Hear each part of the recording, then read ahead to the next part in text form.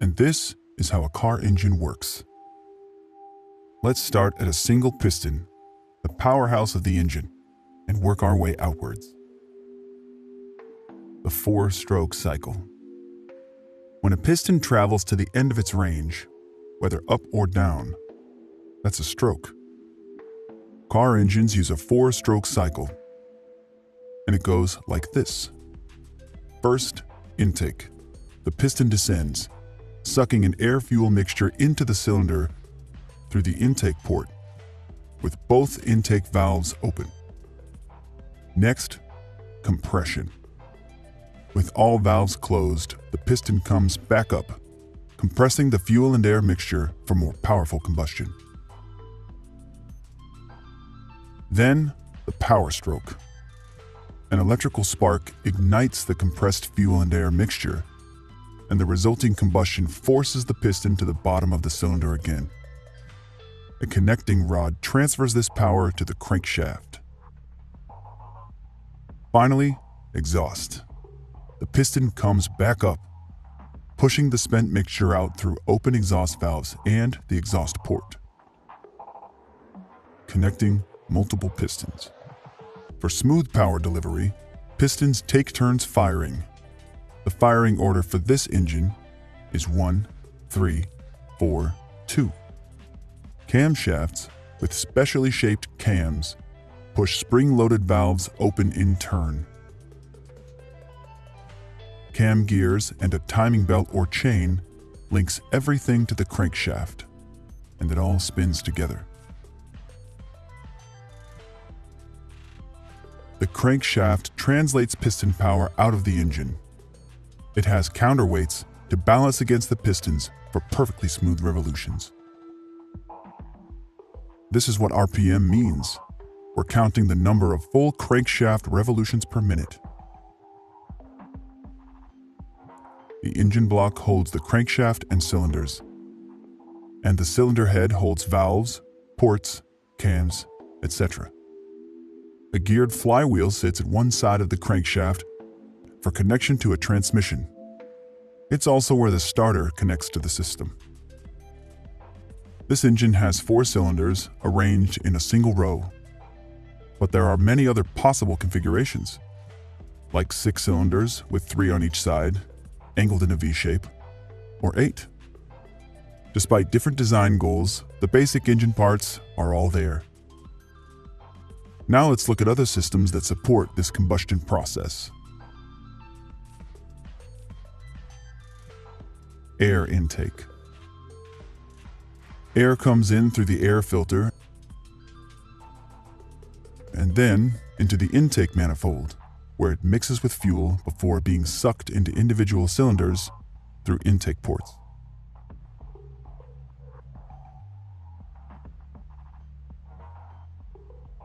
Fuel. The fuel pump carries gas from the tank through a fuel filter to the engine, where fuel injectors emit a precisely timed spray of gas into the intake port.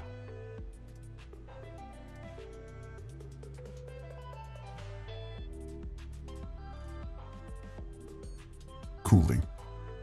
Engines get very hot during operation and require a cooling system.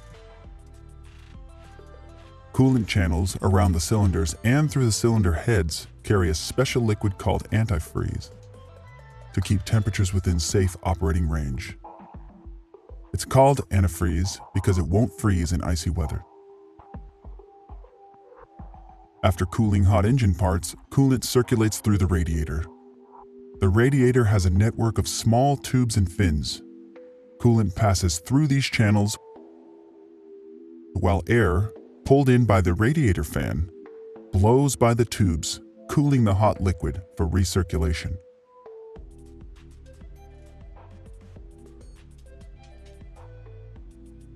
A water pump keeps the coolant system flowing and properly pressurized. The thermostat regulates coolant temperature by either routing coolant back through the engine or to the radiator for further cooling. Electrical. The spark plug delivers the electrical spark that ignites the fuel-air mixture for combustion. The metal core is insulated from the outer metal casing with porcelain. The spark jumps between these conductive surfaces.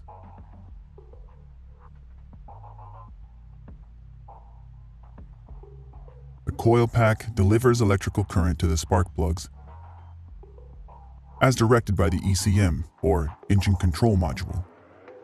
The ECM is a computer that directs many core engine functions like spark timing, valve open and close timing, air-to-fuel ratio, etc. The alternator works like a power generator, converting the engine's mechanical energy into electricity to charge the battery or run other electrical systems while the engine is running. The battery provides power to the starter for engine start. Oil. Motor oil is used to lubricate, clean, prevent corrosion, improve sealing, and cool the engine by carrying heat away from moving parts. Rings around the top of the piston head keep oil out of the combustion process, while otherwise allowing the cylinder to be lubricated. Oil galleries are channels through the engine block and cylinder head that carry oil to various engine parts. Oil flows through the engine and back to the oil pan for recirculation. Oil rests in the oil pan when not in circulation. The oil pump keeps oil properly pressurized and flowing. And the oil filter keeps oil clean from contaminants.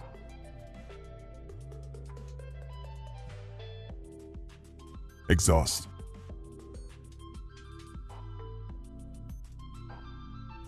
The exhaust manifold collects gases from multiple cylinders into one pipe. Exhaust flows through the catalytic converter, which captures toxic chemicals in engine exhaust, and then out through a muffler that reduces exhaust noise.